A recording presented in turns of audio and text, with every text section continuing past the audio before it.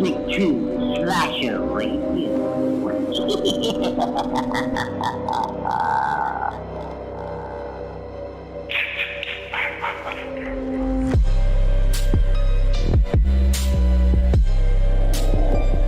What's up, guys? Bones here from Slasher Radio. We're about to be joined once again by Mathieu Cote from BHVR, Dead by Daylight game director. Just a quick reminder, though, before we get into it, to like and subscribe to the channel. If you like our content, you want to keep up to date with everything that we're doing, everything horror related, Dead by Daylight related, make sure you like and subscribe. It helps us out a lot. You can also check out the other links that we have in our bio, our link tree, Twitters, TikTok, all that stuff. Make sure you support the channel. We get a lot more views than we do subs and likes and all those things, and it's a free way to support. As always, make sure you stick around after the interview. We'll give you a whole bunch of streamers and other content creators that have to be on your watch list. It's almost Matt's birthday, so it's the best month. Happy early birthday. Thank you. It's on Halloween night. It's on November 1st. Really? I did not know that. Yeah. Oh, Well, there you go. You are lucky. that explains so much. It does. Happy early birthday. Thank you. I was actually, this all kind of ties in. The first thing I wanted to ask you before, I mean, you guys have so many things going on. I wanted to kind of go down a list of stuff that's happened in between the last time we spoke. I never asked you this question, and I'm mad at myself for it. Can you give us some of like your go-to horror movies? I'm probably not the right person for this, actually.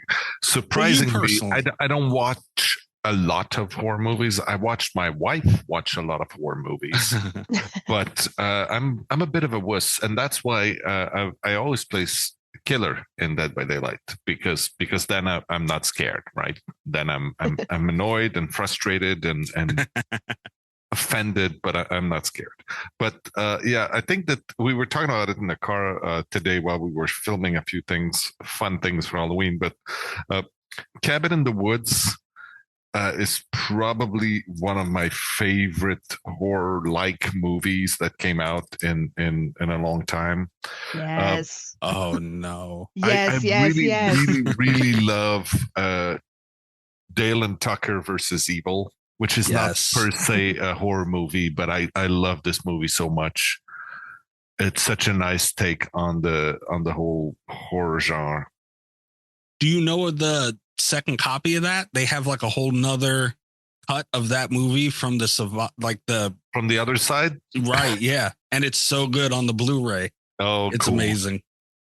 I also watched Alien Romulus lately, and I was so happy that they decided to go back to the roots of the first Alien movie, which was slower paced and really, it's about building that tension, and I thought it was really, really good.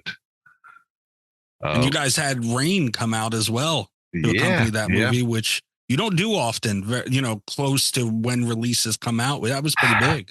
Yeah, it was really cool to be able to do that. The thing is, it's so difficult to manage these calendars that people have and that we have. Our cadence of delivery for content on Dead by Daylight is insane, right? It was insane 9 years ago when we started. We've only grown the team since then. We've never slowed down. We just release more and more and more and more content all the time with the same cadence. And I mean, without dissing anything that we've done in the past, I mean, you see the complexity of a killer, like, let's say, the Wraith, right? The good old Bing Bong. He's awesome and he's visually striking, but his power is he knocks on a bell and he disappears, right? As opposed to, let's say, Dracula, who turns into a wolf and then throws fire and then turns into a bat and all these things. Like, even the quality of the maps that we do is so much more intricate. There's so much more work that goes into. So we never slowed down. We just did more and more and more every time. Yeah. Yeah, and it's showing the growth and the evolution of what you guys are able to do. I never thought of it that way. Like, Dracula is the new age Wraith in a way. to a certain extent, right? And I just picked those two because they're sort of at the two bookends of the story of Dead by Daylight, right? The Raid is one of the originals, and then the Dracula is the latest one. But you can see like just the vast gulf of complexity between those two. Even the Trapper was rather straightforward, right? You pick up some traps, you lay down some traps, and you whack people over the head with a big metal thing. I mean, it's gotten a lot more complex, which is amazing because you see the quality of stuff that people have been. You're talking about Alien, the xenomorph, like just the way that character is animated and how it interacts with the world. It was a huge undertaking that we would not even have, we haven't contemplated for years. Like we knew this was an amazing horror license. We knew we wanted to do it. We just knew we didn't have the capacity to deliver on something that would do justice to the source material. Yeah, this is kind of a later question that I had, but it ties in now, so I'll just go ahead and ask. And it's something I've been wondering for a long time. Dead by Daylight, I mean, when it started, and correct me if I'm wrong, but it was meant to be a hide and seek style game. I mean, yes, very slow pace. Well, yes and no, right? We knew that the most exciting bit was the chase. Right. Like the hiding and the sneaking around is cool, but that's been done in other games, and it's usually not my favorite part. Like I don't like the games where you have to sneak, and then if you ever get spotted, the whole thing is like you have to restart. Like, I fucking hate that. But that's a different subject. But the sneaking around is good and it builds up the tension, but the chase is where your heart is beating fast and your palms get sweaty and you're running around. And that's when the jump scares happen and all of this. So we knew that this was the bit that was the sort of the meat of it. You needed to have a good appetizer with the sneaking around and some things to do, and then the big climax at the end. But when we launched, hide and seek was the basic thing, right? It's the easiest way to explain the game to complete non-gamers or people who don't know anything. You just go, it's hide and seek in a world of horror movies, and people go, oh, I kind of understand. They don't, but they kind of do. Right. And now, so when the game, because now you look at, like you said, designing maps, you don't just have to make sure they look good, you have to make sure they function well in today's environment of the game. Looping has become such a science. What was it like with you guys adapting to that? Because that wasn't, I'm sure, what you had in mind, what's being done today back then. How did you adjust to that? If you were today to replay the original maps, like the first few maps that we released with, they're broken, right? With today's, like people have developed such profound strategies on how to really maximize these things and how to duke and everything. Like people were barely discovering it at the time, but it didn't take long for us to realize that, we need to like calculate these things much more precisely. So like this distance between, let's say, two vaults is too great, or this one is not enough, because then, with the respective speeds and everything, all of that was done, not really just us going and pulling the numbers out of our ass, but like we played and we played and we played, and at some point we're like, this feels really good most of the time. I think that's enough, because we knew we had to embrace the chaos, right? This was a game where more or less anything could happen, and therefore sometimes things will happen that are not the best. And that was understood. Like sometimes you'll end up with scenarios that are like, this game really, it's not the best. I mean, we have less and less of that. We've brought in so many mechanics over the years to sort of make sure that those edge cases are taken care of, whether it's the bloodlust mechanic or the end game collapse or all of these things. Even just the killers being able to kick gens, right? That wasn't in the original game. That just wasn't in. So there are so many of these little things, these little quality of life changes that we've added over the years. The game today is unrecognizable almost from what it was originally. I guess we could tie into your modifiers and game modes. Oh yeah. And just kind of with a fun one, a lot of people have been wanting a game mode of old Dead by Daylight, right? Yeah. And I bring it up because I wasn't even planning to ask you this, but it goes perfect with what you're saying. That's such an undertaking. Change those maps enough to survive today. Is that anything you guys would consider as a game mode? Or have? We've talked about it. Honestly, we've talked about it. I've like almost in a sarcastic way, I said we should release the original code that we released on launch day, right? Just so people could get a sense of the difference and go, oh shit, yeah, no, things were not better back then, right? But that's just idle thought. We would never do that. But doing a classic DBD, if you will, right? Re-releasing a mode where it's really, really bare bones and we remove a lot of these extras that we've put over the time. That's absolutely something that we've talked about. But because the idea of the game modes and the modifiers, right? The first one we released was the Lights Out. And it was super fun. And it is somewhat of a return to basics, right? There's a lot less UI. There's a lot less light. So you have, it's only like your immediate surroundings. And it makes it so that even the people who are extremely experts in the game sort of are kept on their tippy toes because you don't have as much visibility and all that. So that was sort of the inspiration behind the Lights Out, and it's one version of it. And then the Chaos Shuffle again is sort of a way to address the people who are so entrenched in their way of playing the game and the meta that they use, to give them an excuse to try perks that they would never even consider, to try configurations that are it could be surprisingly fun, right? And then 2v8, I mean, it's just, we had to do it. That we had been thinking about it for the last 10 years, and we had to find a good way to do it. And I think that we've shown that this is a super fun way. People were really enjoying it, and it's gonna come back. And we do have a couple of other of those modes in the works right now. So you will see more of these in the future for sure, because they're super fun. And one of the things in the past that prevented us from doing these kind of things is that we never wanted to sort of separate our community, right? Mostly out of a careful taking care of our matchmaking, right? Because if you split the community, then the matchmaking becomes a little harder on both sides, which we actually saw some people react to the 2v8 queues that were slightly longer than what they're used to in the regular game. And that's inevitable. But now we see that it's absolutely okay to have a different game mode and to have people split into, because there's so many players every day. I think we're safe in that, and so there will be more. There will be more. Okay, and game modes. A bit. Our other co-host Rob, he said because he's been scheduling, he can never make these.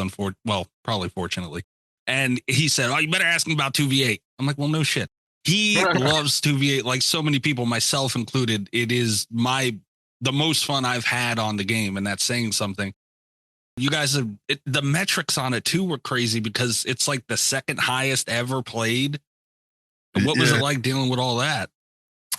It was thrilling, and the right? feedback. That's the whole point. That's why we did this. So we're just happy that people really got excited about it and enjoyed it as much as we hoped they would. So yeah, I think that probably the fact that it was a limited time event plays to that, because people don't want to miss out, so they all play at the same time. But even then, I think it shows that these kind of game modes, these kind of activities are extremely appreciated by the players, and that's why we'll just do more. Yeah, and there's kind of a thing now. Do you look at the game modes? Because everybody always said, oh, well, what's the next license going to be for Dead by Daylight to bring new players in? But now it looks like, certain game modes are able to do that in themselves. And is that something that you guys are looking at going forward as being as big as your licenses? Because I think a different game mode brings players in all the same, if not more.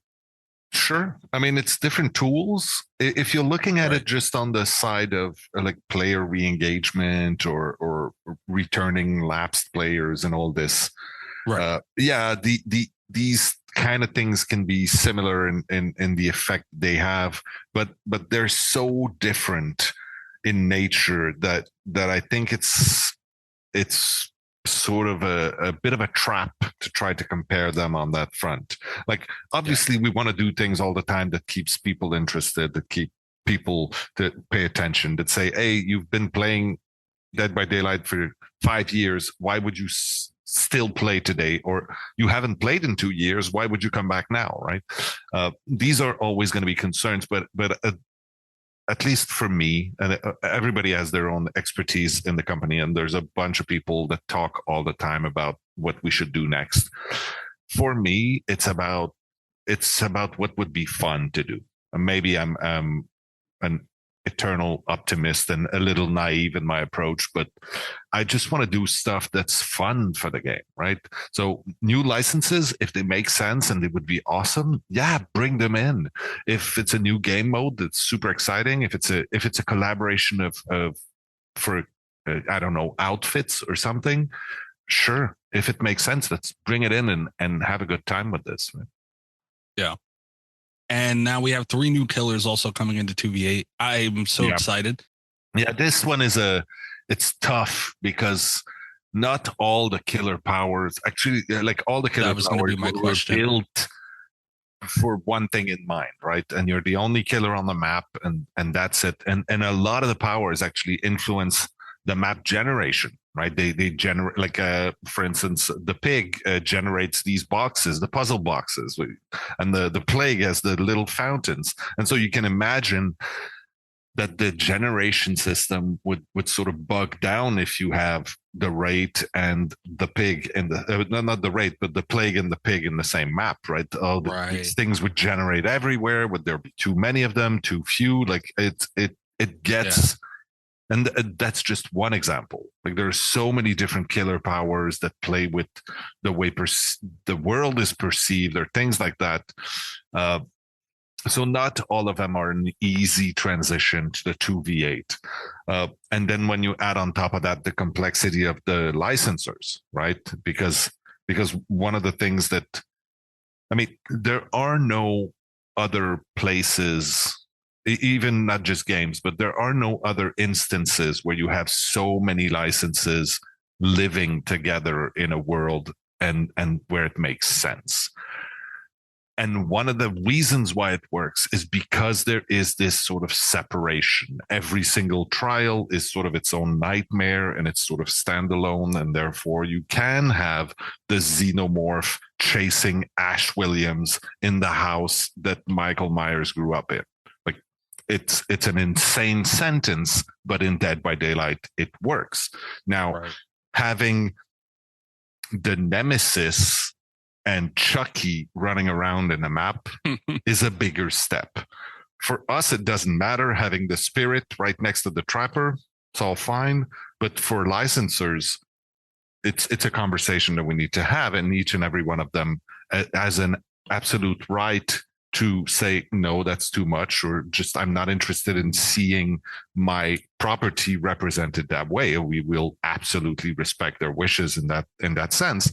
But some of them are okay with it, and they're even excited to see their characters, integrated in something that we believe is one of the biggest thing we've done in Dead by Daylight. Yeah, that was going to be, I mean, the twofold, you kind of hit both of them. Making it function, that has to be a whole nother math equation in itself. Yep. And then, I was going to ask if licenses it makes sense. Can they say, no, I don't want, Freddy Krueger interacting with Michael Myers for whatever reason it may be, but that's a hurdle you guys have to go over. So are you hoping for the next 2v8 to include licensed characters? Like, is that your end goal right now? I will not comment on this. Fair enough. All right. Well, let's talk about more things you're going to be. Sure. That's going to be your response. I'll just let you roll them out all at once. Five Nights at Freddy's. I'll try and ask you questions based around things you can actually respond to. I'm a little bit out of the age range of Five Nights at Freddy's to be as big as it is to a lot of people. To me, But I also understand that this is probably the highest anticipated license you guys had the possibility of acquiring from a community standpoint. Yeah. And that's coming from, like, you know, I thought Alien and Chucky would be the biggest things in the world, but Five Nights at Freddy's is, you know, the anticipation's higher for that. It feels like you guys announced it. It's coming next summer. What was the environment like internally, knowing that anticipation, really trying to, that's funny, really trying to, you know, bring that in and finally being able to do it? I mean, Five Nights at Freddy's is a franchise that we've been talking about for years, right? It's always been, if not at the top of the list, in every list that we've carried around, or whenever there's a CSAT, or like a customer satisfaction survey or a customer opinion survey, it's always present in there. Now, there are many facets to that conversation, and there were many blockers and conversations and things that had to happen for us to be able to do that. It took us a while, but I think that it's absolutely fine. Like, we have to be patient, because these things, like you were saying, Alien and Chucky, those two were also on the list at the very beginning, and there were another set of obstacles in the way of those, which we decided to face only when we were equipped to face them. So right. For us, it's a matter of when is the right time to do this. It's big though, and you're right. I mean, I'm an old man. I'm gonna be 50 in any minute now, and it's like, yeah, I didn't grow up with Five Nights at Freddy, but it's been everywhere in my life for the last 10 years, because it's just everywhere. Like, whenever I go to a toy store, it's Five Nights at Freddy's everywhere. Like, I hear about it. There's memes about it. It's impossible to not know that franchise. It's big. It's gigantic, and it is absolutely relevant to horror. So yeah, it's gonna be big next year. Yeah. What was it like working with Scott Cawthon? Because he's iconically passionate. Well, it's not in the past, because this is happening right now, right? The production team is on this as we speak. Like all of these collaborations, it is extremely delicate to talk about these things. It always is. I would say that, yes, he's a character, but he understands what we do, which is great. He knows video games very, very well. He understands very well what are the sort of boundaries in which we have to work, and what are the best ways to showcase his product. Like, he knows how to do things. I believe we've earned trust from everyone now, right? Over 10 years, you can look at Dead by Daylight and go, yes, one of my favorite things from horror is in there already. And look how they treated it well. Look how they represented it in a way that honors it. So it's easy, I believe, right now. Like, these conversations are always fraught with challenges, but it's really easy now to tell people, look at what we've done. Look at our track record so far, and look how we treat each and every one of these properties in a way that's respectful and that is actually honoring them. Because that's what we're trying to do, right? This game started as a love letter to everything horror, and it continues to be so to this day. We like to sort of tout ourselves as the Museum of Horror, or the Hall of Fame of horror, and for that, we need to keep our standards very, very high about how we present these prized items through the wings of our museum. Yeah. And Five Nights at Freddy's has an interesting, I don't know if I want to call it a complexity, but it's kind of past that. It's so in depth in the horror world, but it's also that, you know, the demographics and everything. What do you, as you know, creating these characters in the game, how is that balance going internally with you guys?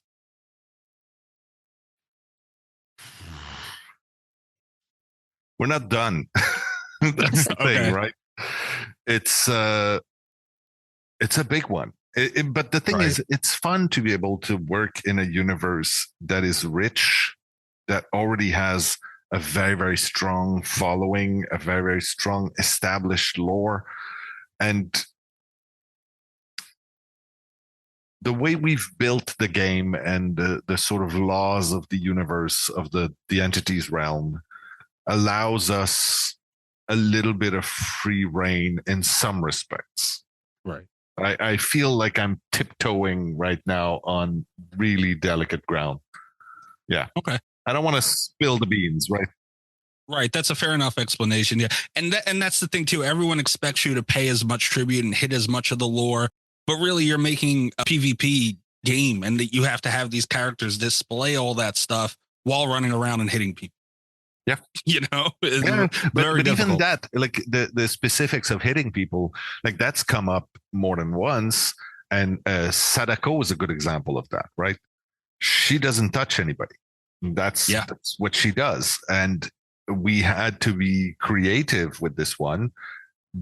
And we sat down with the actual people, the creators of this IP, which is absolutely amazing to be able to do that. And we sort of pitched ideas and they listened, and then they had some inspiration on their side, and we came up with something that was very relevant to the character and that is now canon to the Sadako universe, which is awesome. Yeah. All right. Well, we'll get your tiptoeing over with all in one go here, so we don't have to do it anymore.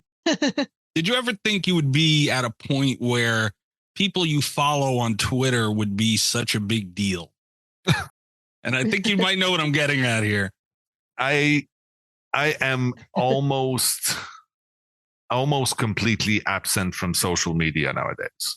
Just because, yeah, you're right. I like clicking follow on a new person in Twitter. I know someone's going to pick it up and make a video on YouTube about it and start to decipher what time exactly did I click it and did this person do anything? Oh, that person was in New York at the time, but they live in LA, so probably that was actually in the same time zone as Montreal where the office is. Like, it's insane, right? Yeah. Sometimes, honestly, I do stupid things just to fuck with people a little bit because I can. Yeah. But most of the time I'm just extremely careful. There was a period, I think the last time that something like that happened was around Stranger Things, where I think I followed the actress that plays Nancy or something like that. And that was picked up immediately, and then stuff started being discussed. So yeah, I'm much more careful now. The pure joy of fucking with people has to be irresistible. But yeah, I mean, obviously it is barely resistible, I will say. Obviously, I'm referring to the Jason Universe thing. You're very aware and all that stuff.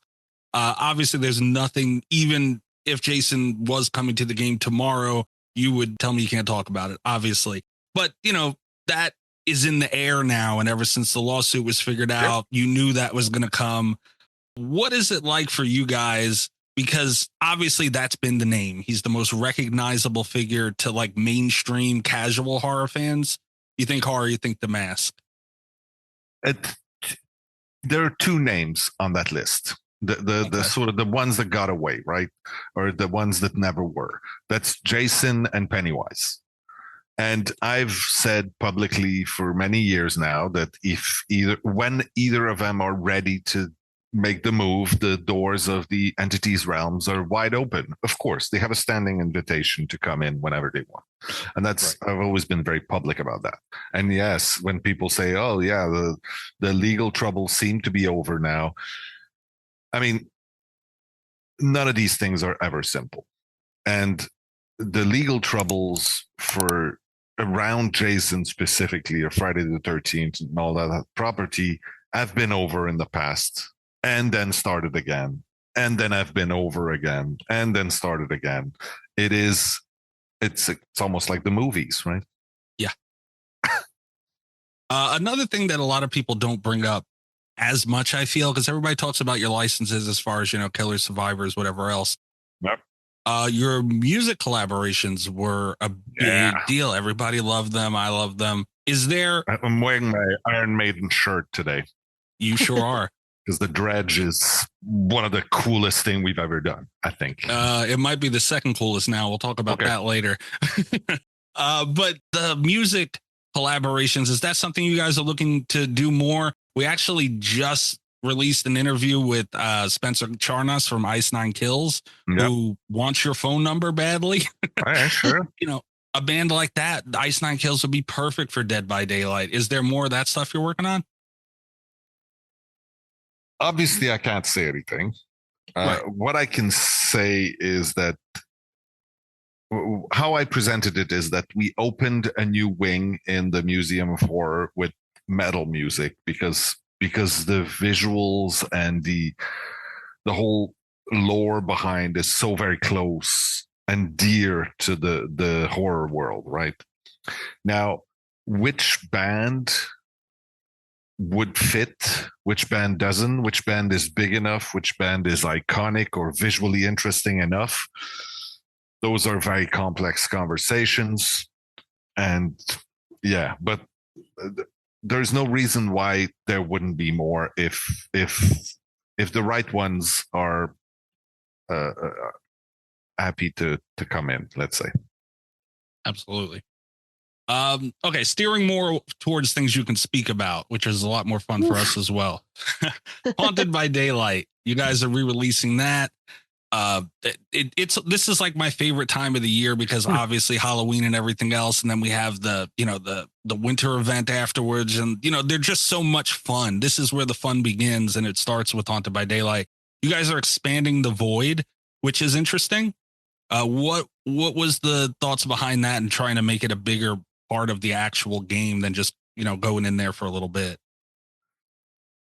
I mean, all of those limited time events, it's always a very delicate balance between making an event where everything is different and we sort of make a big deal and new mechanics and new ways to play. But at the same time, we don't want to screw it up for the people who like the game and just want to play the game as it is, right? So it's, I'm not the right person to answer this because our designers in charge of those events work really, really, really hard for many months throughout the year to come up with events that will feel like they hit just the right balance between changing everything, but not screwing it up for the people who enjoy the base game, right? Right. But the idea is October is, it's our Christmas. Halloween is our Christmas. It's the biggest thing. It's the biggest moment. And that's when we're supposed to do a party and dress up people and release really, really like flamboyant and exciting outfits and have fun with it. Yeah. Speaking of flamboyant outfits, I don't know if you've seen, but we have an episode of Dragula coming that's going to be super cool. I was getting to that. We're all excited to talk about Dragula. Yeah, just dive right into it, please. We might as well. I'm excited. Please. How did that come about? That was something that, a lot has been talked about throughout the community a lot for a while too, and you guys pulled it off. It was just a fun opportunity. This is a perfect example of just something that like someone on the team just said, "Hey, shouldn't we do that?" And then we make it happen, and then it's just so much fun. Like I was lucky enough to be one of the guest judges on, which I think we can say now. It's episode 9, and it's the episode where we go from 4 contestants to the final 3, right? Mm-hmm. And so it's an episode themed around Dead by Daylight, and I was lucky enough that I was on set to shoot that, and then I got to talk with some of the contestants after, one of which was a huge DBD fan. It was super fun to be able to chat and get their thoughts on it, and the results are just absolutely amazing. It was really fun. I can't wait. I think it's released on November 27th. 26th. 26th. Okay. Yeah, can't wait for you to see that. And yes, there will be stuff in the game also. Let's not forget about that. Yeah, I was going to say, the Boulet brothers, you guys are, this mashup, it works perfectly. And it's what everybody's wanted. And, you know, the cosmetics you guys have been putting forward with everything has been stepping up, to say the least. Yeah, I think that last year specifically, or even the last 6 months, there's been, I don't think it's a matter of quality, but it's a matter of vision, the vision of what we should do and how the cosmetics should be, and what it has more value in how we create the cosmetics has really, really stepped up. There's some really cool things happening. Yeah, and I think it's just more, like you said, that's perfect, a vision, because everything was so dark and dreary, and a lot of those cosmetics were great. But now having both and being able to, you guys have been going back and forth, and you'll have something very dark and bloody and you know, ominous even, and then you'll have something that's bright and glows, and it's, you know, it's all together, and it's fun seeing these different cosmetics in a lobby. Yeah, but we've always sort of wanted to keep that. I mean, the first DLC we've ever released, and that was in the first 2 months, I believe, was the 80s suitcase, right? And it's the first time we released cosmetics, and we're like, we're not going to do pay to win, we're going to do pay to lose. And they were all like neon outfits and like moon boots and stupid things. And it was tunnel me please outfits. Exactly. As we call them. Yeah. Exactly. And that's the point, right? It's almost bragging rights at that point, which is interesting. Like, I can survive wearing the full like neon outfit. Watch me. Just hold my beer. I've got this. Yeah. And that's the fun of it. You know, like you see all of it, and it all interacts in different ways, and it's great. You guys also have the Dominus collection. Can we talk about the Dracula skin just for a moment? Sure.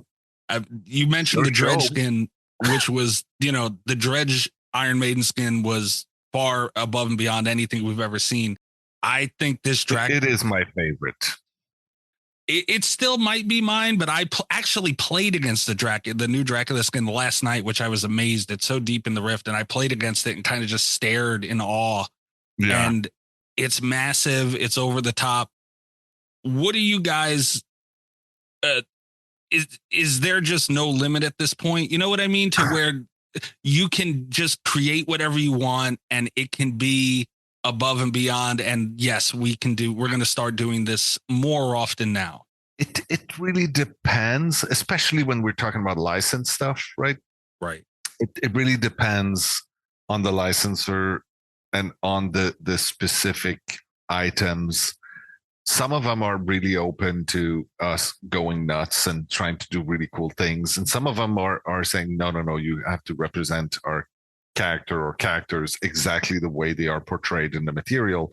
And both are absolutely fine. It's certainly not a judgment here. You're absolutely allowed to do whatever you want with your baby, essentially.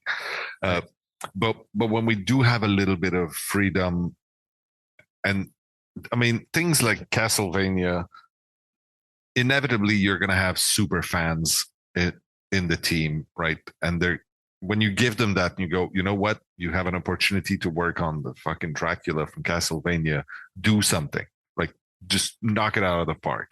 And people really get excited about this. So yeah, I think you'll see more of these. Also on a purely monetization product thing, people feel that we give them value for their dollars. And those cosmetics, I mean, none of it is necessary to play the game. Most people pay, I mean, probably less than, like, it's about $10, I'd say, on average. I don't know. I don't have the numbers, but nobody pays full price. It's always on sale somewhere. It's on Game Pass. It's on the PlayStation Plus. Like, most people pay under $10 to play Dead by Daylight, which we're absolutely fine with. You pay because you want to commit, because you have something that you see that is absolutely gorgeous and you feel you want it. It is purely out of you saying this has value for me. So these outfits need to really be impressive. They need to be high quality. They need to look amazing, and they need to make you say, you know what, this is worth $5 to me. This is worth $10 to me. And that's absolutely because there's no gameplay attached. There's nothing that will give you an advantage or an edge in the game. That was always very important for us. Yeah, it would be hard for that to exist in the world of the game today. It would be a different game. I mean, it's a monetization strategy that many people use, which, I mean, it works for them. It works for them. But we think that we've always seen it more like we give you hours and hours and hours of entertainment for quite a reasonable price. I think even if you pay full price, you pay $20 for Dead by Daylight, it's still a pretty good deal. Yeah. But if you are interested, and even sometimes you may see it as, you know what, I've been playing this game for 2 months nonstop every night with my friends now. I think it's absolutely okay for me to give them $5 to buy an outfit to say, I appreciate what you do. Keep doing it. And it's fine if that's what happens. But I think that even if you do that, you're going to get your money's worth. And that's kind of our point. Yeah. Yeah. And you guys have got me more times than I like to admit. I cannot tell you how many skins I have and cosmetics for characters I know I'm not going to use, but I just say I have to have this. Yeah. Yeah, for sure. That's okay. Absolutely. Yeah. And you always run into an situation where one of your friends plays a character and you're like, oh, I have this. And, you know, it's just all like you said, it's there and you get your money's worth and you almost never regret it. It's yeah. Lara Croft. Yeah. That was Tomb Raider chapter. That was great. And you guys met a lot of resistance where there was a good amount of people saying, oh, it's not horror enough. But then as soon as she hit the game, people fell in love with her. And I seen that switch where people are like, oh, I'm going to P100 Lara. And how do you deal with that switch and that wave? And is it just trusting your content and knowing you're going to do it right? And I mean, we asked ourselves that same question. And that's the thing, right? You have to realize that whenever we do something and there are comments and there are people usually on both sides of the argument, right. You have to imagine for the most part that we've had that argument internally before we released it. We spend so much time in sort of introspection, sort of making sure that what we do is correct, that we have so many safeguards nowadays, going to experts and external consultants to make sure that we don't, do cultural appropriation, or that whenever we try to represent something that we're not familiar with, we go talk to people who are familiar with whatever we're trying to do, just to make sure that we respect it, that we do justice, that we treat it the way it needs to be treated. It's very, very important for us. The whole thing same with our survivors, we try to have a lot of diversity and representation so that people can feel like this character represents them. We've had a lot of flack for people saying that our characters are not like hot or bombshells, or like how heroes are usually represented in video games. And for us, it's very important that the survivors feel like they are real people, like they're you, right. they're me, they're the person in front of you at the grocery store.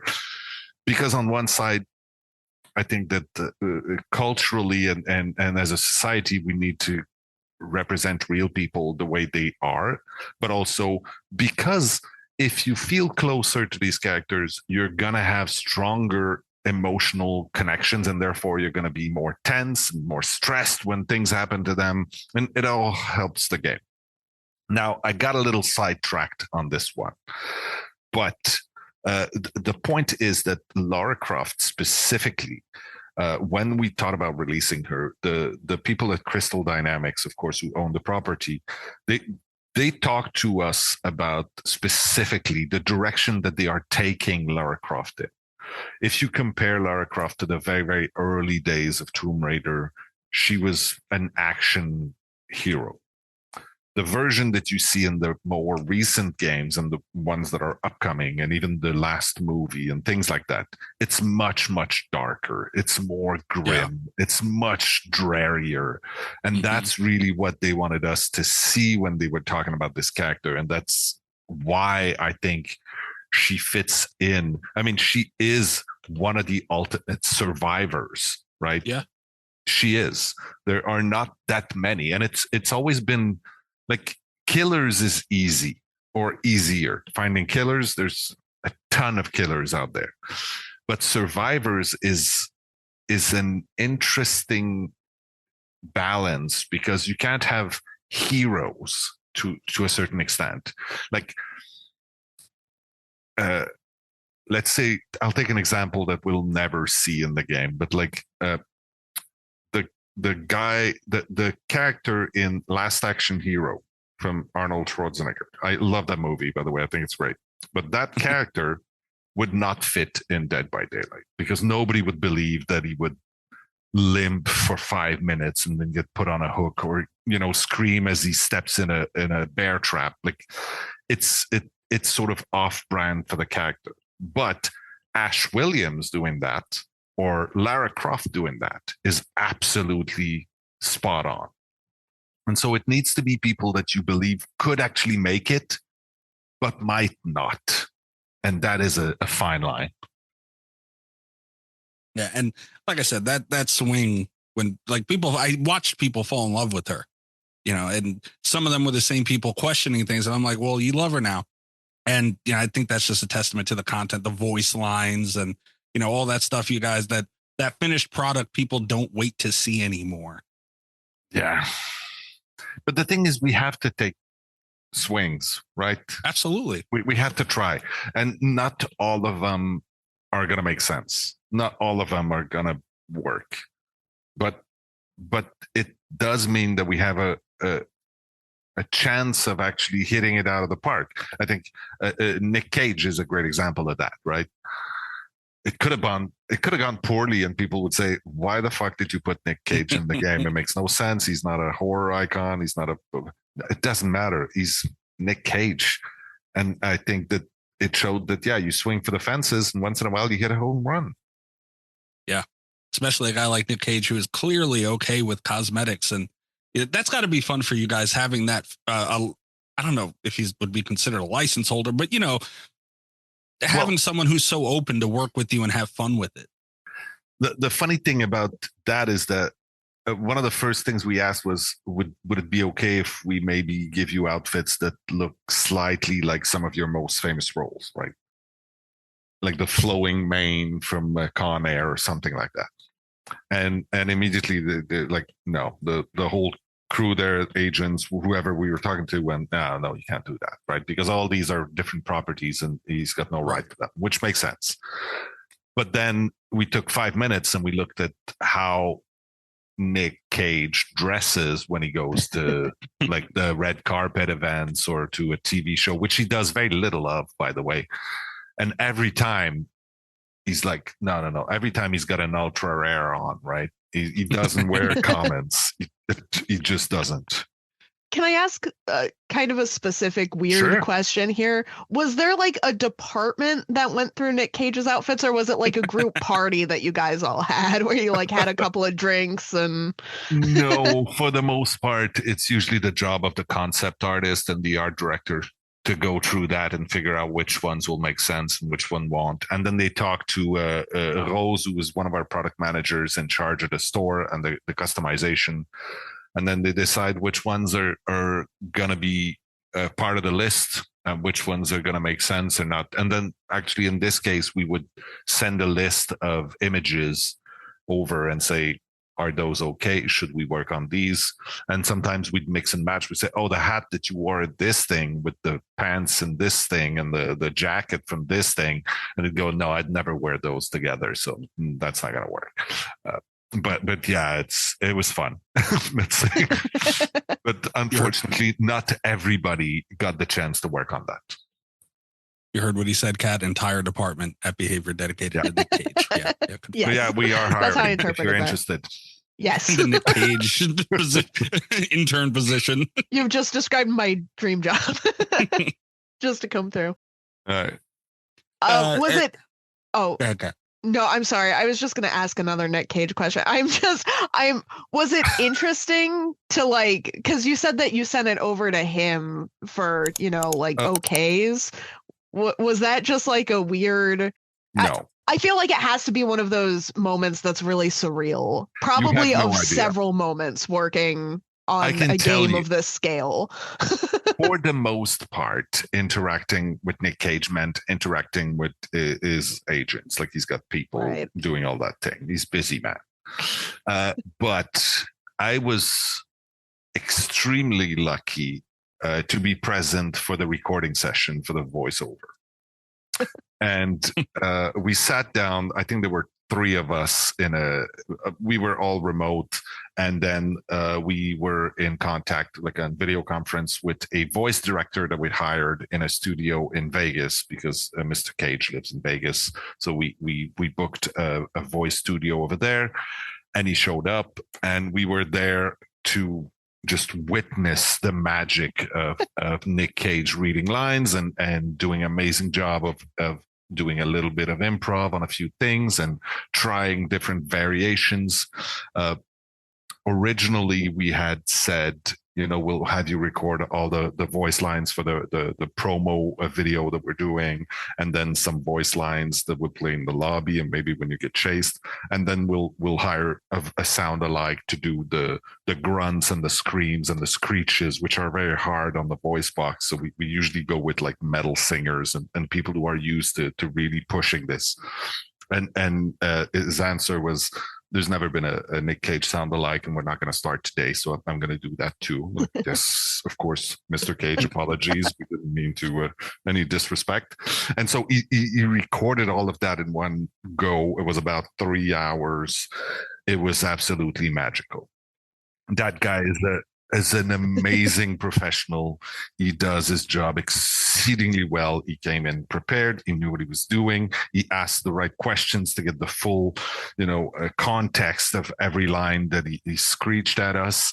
And the only sad thing, the only bummer in this is that there's probably 2 hours of material that is currently in a folder somewhere because we didn't use it because there's already so much in the game. Like, he's one of the characters with the most voice lines in the game.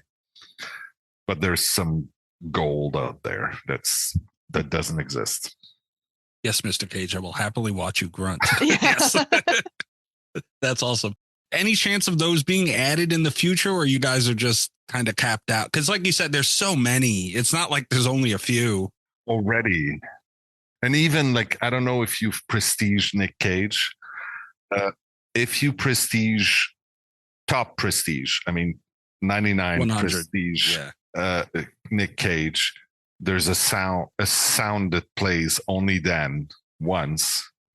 Like there's a lot of Easter eggs and little bits that we added and variations. Like sometimes there's a voice line, there's like 12 versions of it. So you might never hear one of them.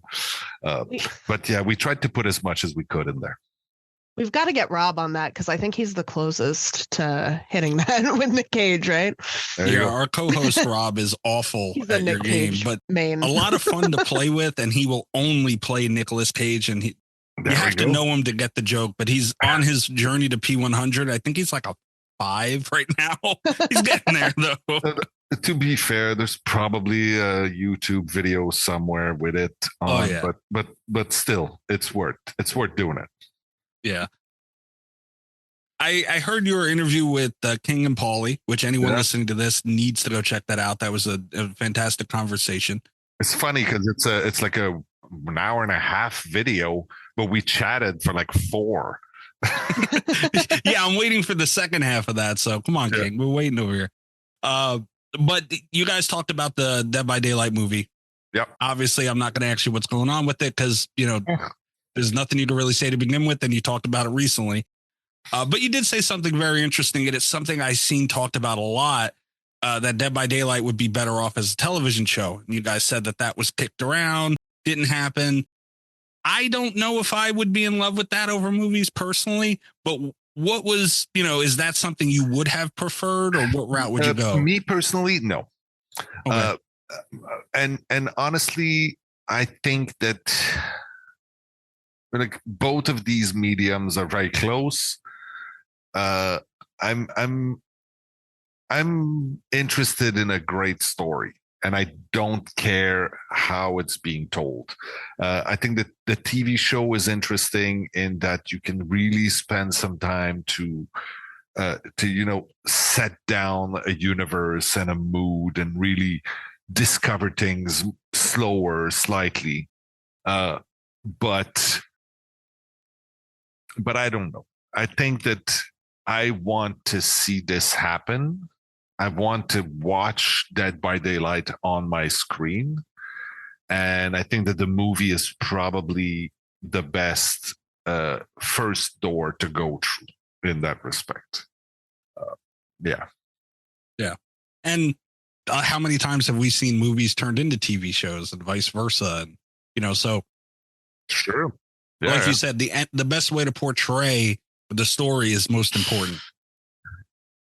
I mean, the idea of the sort of the trial repeating itself but changing every time, and the living in the world of the entity and understanding how it progresses and how it pans out and how you discover things as it goes along, is sort of naturally works well with the episode content, right? Where I don't know, there's a group of people that you follow and people die throughout, whatever. But a good story is a good story, period. Yeah.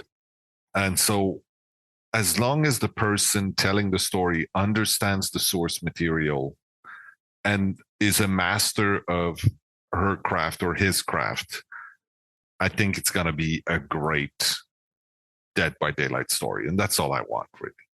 Yeah. And that's what it needs for sure. Because the lore is the most important thing when you strip it all down. That's what it all is. So I agree. The last thing I had to ask you, and I try and pull things that you might be able to talk about out of things you can't really talk about. But whenever you guys touch or make changes to, the big name slashers, obviously our community, their ears perk up a little bit more. Yeah.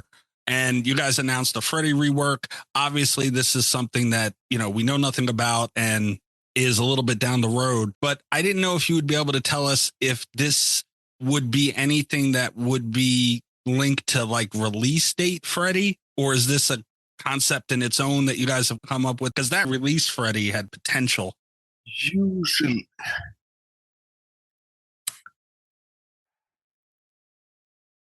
Yeah. That's a slippery slope. I want to make sure that I don't screw up anything. And especially because when we're talking about gameplay changes like this to existing characters that have been in the game for a long time, it's so delicate, right? And we have designers working really, really hard to make sure that whatever we do ends up being better overall than the rest. Some people are going to hate it for sure because we're changing something, and some people are going to love it. We just hope that more people love it than people hate it. Right. That's a very generic answer. I apologize, but no, understood. Yeah. All right, so we'll end on that. Well, actually, the throwables. This was something our co-host wanted us to ask you, and it's slightly ridiculous, slightly, but we didn't get to it last time, and we have a minute or so now. The snowballs in the winter event were such a big deal, right? And how fun was that? I cannot tell you how much it was. Hitting your friend on a hook with a pile of snowballs is just one of the best things. But I don't know if you'd be able to confirm the snowballs returning for the winter event, but is there any world where I forget the date we last talked, and it was more viable then because we were kind of rolling into summer. And is there like water balloons being thrown would be a great thing? Is there any world where throwables can exist to mess with your friends within Dead by Daylight in the future in any other capacity? I'm like, the only way I can answer this is saying, is there any world, do you think, where I would answer that with a yes or a no? I was hoping. Yeah, no, I mean, you have to, but no, there's no way I can get in details or promise anything at this point. All I can say is these events are opportunities for us to do things that, like, you're right, the snowball, it was super fun because it made no sense and because it had no impact other than just you messing with your friends, right? Yes. So yeah, these are super fun. We know they're super fun. We enjoy them too. We know you do. So yeah, I'll leave it at that. Great answer. Great answer. So now there you go. Rob's listening to this. There you go. Your water balloon question got in there. You're happy now. Hi, Rob. You don't want to talk to him, believe me. Matthew, thank you so much for your time, man. We always enjoy having you on. Always a pleasure. Thank you so much. Yeah. And you've been nice today. You're not all, no, you're always very nice, but sometimes it's a little harder. But I think we had some good answers in there. Because you know what? I don't enjoy being super evasive. Of course. It's not my favorite. I mean, sometimes I find it funny, but most of the time I much prefer to be able to have a very, a profound conversation about the things that are important to me that I find entertaining. So I appreciate that there were a bunch of those today.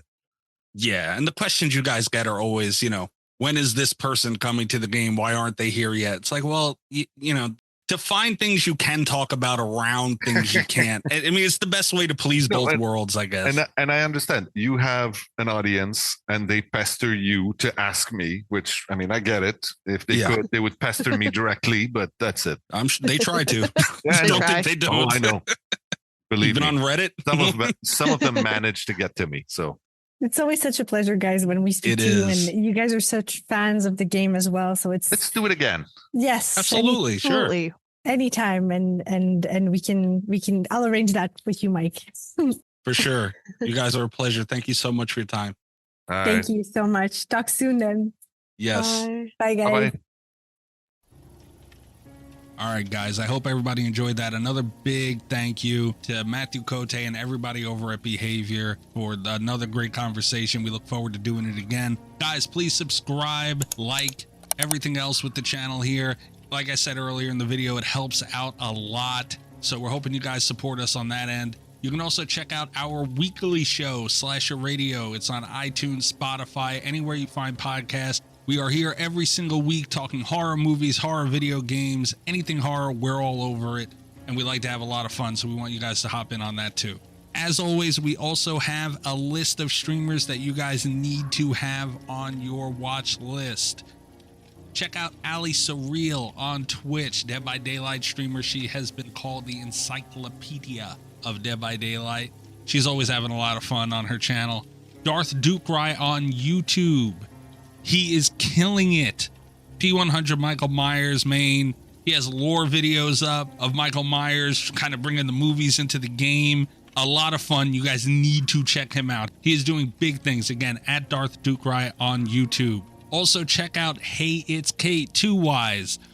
Go over there, give her a little bit of hell for me. She has that hands-off redeem that I love screwing her over with. So make sure you hit that one time while you're in there and tell her it was from me. Also, you can check out KT Moron. Both these girls stream Dead by Daylight predominantly. So if you're into the game, you're into loops and all that stuff, you got to check these two out. Also, another DBD streamer, Crescent Dude 85, personal friend of mine.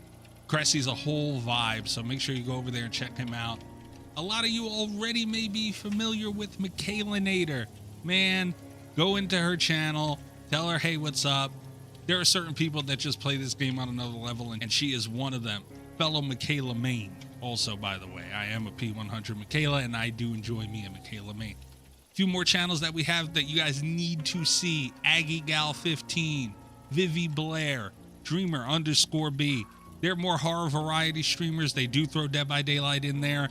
A lot of fun. Anything spooky, that's the place you guys need to be. Maximum Rick, Straying Bat. They are Dead by Daylight streamers as well. Rick is a great time. Bats is a great time. You want some laughs. You want some chill vibes. There you go, right there. Last but certainly not least, Somber DBD on Twitch. This is your hookup for anything on the comp level of DBD. This guy knows his shit. If you're on that side of the game, this is where you need to be. And here's some names that you guys are probably already familiar with, but we have to show them love because that's what they do for us. They were here before us, and they welcomed us into the DBD community with open arms, and we're forever grateful for that. Paulie Esther. I cannot tell you how much I genuinely enjoy being in Paulie's stream. He makes me laugh. I just have such a good time. So if you guys aren't watching Paulie stream on Twitch, checking out his YouTube videos, which is probably the most information you're going to get on Dead by Daylight, for sure. Just anything going on in the game, Paulie's on top of it, and he's going to give you the correct information every single time. Another great source for DBD news on YouTube, and also his streams are a blast. Tournaments and everything, you guys gotta check out Schmuckles.